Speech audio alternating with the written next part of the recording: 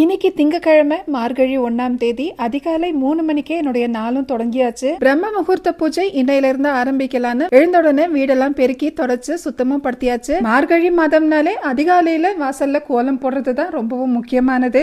அதனால வாசல்ல அழகா கோலமும் போட்டாச்சு. நிலைவாசல்ல மாக்கோலம் போட்டு 2 விளக்கும் ஏத்தி வச்சுட்டு அதுக்கப்புறம் தான் பூஜையில விளக்கும் ஏத்தி வச்சிருந்தேன். இந்த மார்கழி மாதம் முழுவதுமே தேவர்களுக்கு பிரம்ம முகூர்த்த நேரமா இருக்கும். அதனால இந்த மார்கழி மாதம் பிரம்ம முகூர்த்த நேரத்துல நம்ம மனசுல ஏதாவது ஒரு விஷயத்தை நினைச்சு வேண்டுதல் வச்சு வேண்டிக்கிட்டோம்னா நிச்சயமா அது நிறைவேறும். இந்த நேரத்துல நாம 5 விளக்குகள் ஏத்தி வச்சு இந்த வழிபாட்டை செய்யலாம். 5 விளக்குங்கிறது பஞ்சபூதங்களுக்கும் ஏற்றக்கூடியதா இருக்கும். இந்த மாதத்துல நாம செய்யக்கூடிய வழிபாடு நம்ம வாழ்க்கையில மிகப்பெரிய மாற்றத்தை ஏற்படுத்தும். இந்த மாதம் முழுவதுமே நாம இந்த பூஜையை செய்ய முடியலனாலும் 21 நாள் இல்லனா 9 நாள் கூட இந்த பிரம்ம முகூர்த்த பூஜையை செய்யலாம். இந்த நேரத்துல வழிபாடு செய்யறதுனால நிச்சயமா நம்ம வாழ்க்கையில படிப்படியா முன்னேற்றம் ஏற்படும்.